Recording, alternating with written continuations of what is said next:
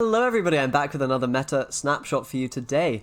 Gonna be a little bit of a weird one because I don't have a deck for every faction this time, and that's pretty much because I haven't played much monsters. In fact, I haven't played any monsters this patch yet, and I haven't seen people really playing it either. It's probably the least played faction at the moment in terms of the opponents I'm having, although Skellige also is pretty underplayed, but I have found a pretty okay deck, I think.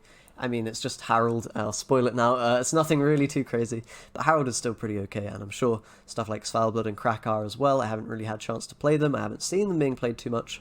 But yeah, going to be a bit of a different one. I have a lot of decks for Nilfgaard. I have a couple for Syndicate and a couple for the other factions, but really right now what we're seeing in the meta, it seems like a Syndicate, Northern Realms, and Nilfgaard being very, very dominant. The other factions are kind of being not so good, but there are some viable decks for them.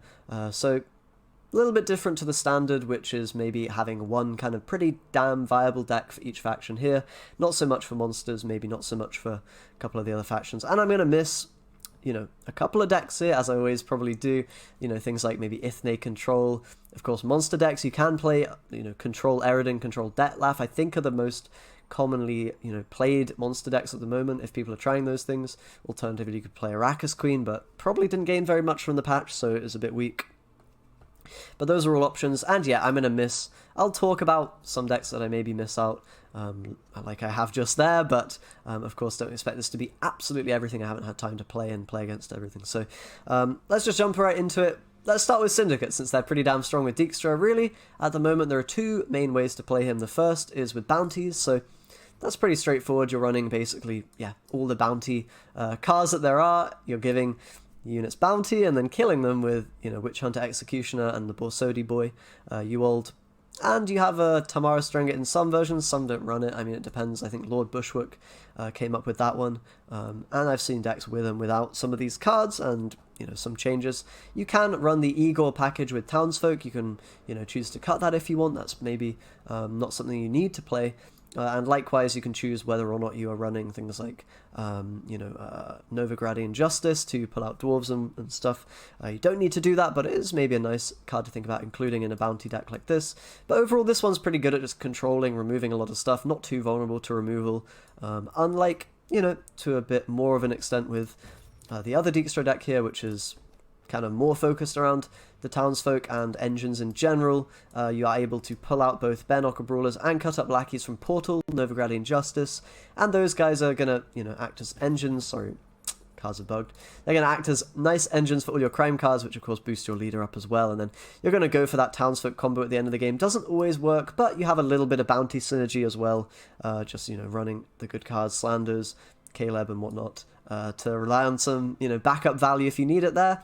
Overall, just Dijkstra is such a damn flexible and powerful leader that you can probably run a lot of different stuff with him and he'll still be pretty good, you know, up until the very high ranks. So yeah, that's the two Dijkstra decks we've got. I haven't really seen any other Syndicate leaders being played, but I'm sure you could give Gudrun or, you know, Horson Jr. a try. They're probably not better than Dijkstra, but, you know, they may be playable in some sense. So next up, let's talk about Harold. I did actually play a bit of him today, and it seems not terrible. God, why do the cards always bug, man? What can you do? But yeah, it seems like a pretty okay deck. Pretty much very, you know, similar to what it has been in the previous patches. You know, new card for Skellige that did get changed was Heme Herbalist, and this card is very good now. It actually allows you to effectively get an 8 for 5 quite a bit of the time, which is pretty damn strong. So that's a little bit of a buff to the faction, but apart from that, they didn't really get anything. But of course, Skellige was quite strong beforehand, so you have a lot of just power plays, you know, the Olaf, the Totem, and the Dagger and whatnot. Pretty good deck for bleeding and having a strong short round, and overall can actually handle, you know, certain stuff. I was being able to beat Hyperthin Nilfgaard with it, and, you know, even things like Foltest and whatnot. So, you know, not the worst deck. This is probably what I play for Skellige. You could try Krak, you know, running similar stuff to what you would have run in the past. Same thing with, you know, Svalbard or whatever, or even Arnulf. I think Harold's probably the better bet at the moment, the way the meta is looking, with not too much kind of Geralts being played thanks to the nerf to him. You're able to kind of get more value from your Olaf and Dagger than you were previously able to do. So that's a pretty nice deck. If you want to try Skellige, I'd recommend that one. Okay, next up, Nilfgaard. Now, this faction has a ton of kind of decks you can play. The most popular stuff is basically hyper-thinning. which is, I mean, I'll show you basically the deck that Red Rain came up with here, if the cards allow me to, and don't bug out as per usual. But basically the idea is you thin your deck all the way down to 1, the last card being Tibor, and then you're able to get massive value out of Yennefer, as well as Zarthisius and Vilgefortz to then pull the Tibor at the very end. So really you're just playing 3 bomb cards at the end of the game, after thinning quite a lot. And the thinning plays themselves aren't even weak. You're able to push pretty hard in round 1. You're able to thin out your deck with Artorias onto the Imperial Brigades, and just get a pretty decent amount of value from Portal and your tactics and your Fire Scorpions, Nausicaa Sergeant and everything. So all in all, a pretty solid deck, and there are a couple of different versions of this you could try. Ardal and Usurper are going to be the main ones that I talk about here. I'm not exactly sure which is better than the other, but, we can just show you these different versions here. So this is the Usurper one.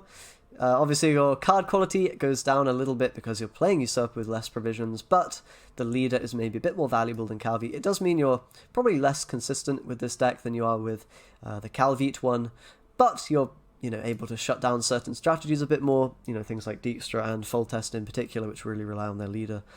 So this is quite a decent one, and the Ardal one is also pretty good. You can yoink an engine, of course, which is never a bad thing to do. And again, very similar package to what you're running with Calvite, with pretty much only like 1 card changed. So, yep, you've got options with the hyper thinning. Definitely a fun deck to play. If you haven't tried it, do give it a go. It's kind of hard, but once you get the hang of it, you can pump out tons of points at the end of the game. It feels, in some ways, like, old Gwent decks where you would thin out and then have a nasty finisher. That's what this deck and this style of deck is doing. So good job, Red Rain, for coming up with this. And the other option, I've seen people playing a lot of Shoop Usurper, maybe even Shoop Ardal. Shoop Usurper I've played quite a bit of, and it's definitely not a bad deck. Oh my god, I have so many premiums. Wow. But yeah, Durdrick is a really nice one for Shoop. He allows you to basically get rid of your bad cards. He's quasi-thinning, works really well and sometimes doesn't get removed. And you can kind of just, get a decent amount of value from the bronzes, but really rely on these golds, the control from the Witcher package, Palmer and Milton for a bit of value, and yeah, you've got tool removal with Peter. You could add in Leo if you wanted, if not, just a Shoop deck, really, not much more to it. Some decks are including Cantarella as a kind of counter to, and actually Arbalest as well. They kind of are potential counters to Tibor and other stuff. Particularly Tibor with the Cantarella. Arbalest is helping against maybe Commandos a little bit. So you can think about changing some cards around. Northern Wind as well helps with Northern Realms and whatnot. So, but yeah, Usurper Shoop is a pretty good one. Decent deck. Not amazing, but playable for sure. And you could probably try Shoop with Calvite or Ardal if you wanted to, although I'm not sure they'd be better than with Usurper. Okay, next up we have Dwarves with Francesca. This is probably the most commonly played, or something similar to this list for Scoia'Tel. I've seen, maybe a couple of Bruvers, a couple of Ithnes around as well, maybe even 1 or 2 Danas, but really Francesca's the most popular one. You're using Dwarves. This version's a little bit wonky. You probably don't want to play Pyrotechnician, but, you have basically, not all the dwarves, but a lot of the dwarves in the game in your deck, and you are getting a ton of value from all the synergies with Mercenaries, Defenders, Novigradian Justice, that you can pull your dwarves out with, and of course hand buff and whatnot onto Sheldon, as always, is pretty good. Carryover in Scoia'Tel is a strong point. And yeah, Francesca just allows you to double play that Novigradian Justice, which can get you basically 4 potential Dwarven Mercenaries on the board, Defenders that you can buff up with Dennis or Paulie or whatever. All in all, just very powerful engine deck when you're able to, pop off with the leader in a round 3 or whatever. Can be a bit vulnerable to bleeding, and if the opponent has a lot of removal tools, then it's going to be a bit tricky for you to actually get the value out of your engines. But all in all, pretty decent deck. I would say it's probably the best option for Scoia'Tel that I've seen so far, although people have been having success with Ithne Scorch type things. I don't have a list for you here of that, but maybe we can find one elsewhere if you want. Alright, and finally we have Northern Realms. I was gonna, bring some other decks, not just Foltest, but really, I think Foltest is just a lot better than anything else you could play for Northern Realms right now. You're welcome to try stuff. Meave is definitely potentially quite good with even Dunbanner Cavalry, as kind of an equivalent to Blue Stripe Commando, but for Meave, that can be a pretty cool, fun thing to do. again, with Draug shenanigans like you would have in full test. But yeah, full test is just very, very powerful. It has removal, it has engines, it has short round potential, long round potential with Draug. It pretty much has all that you could really want from a deck. So it's definitely quite strong. Of course, the main downside is not really drawing your commandos or not being able to get them out and then Pavetta them and whatnot.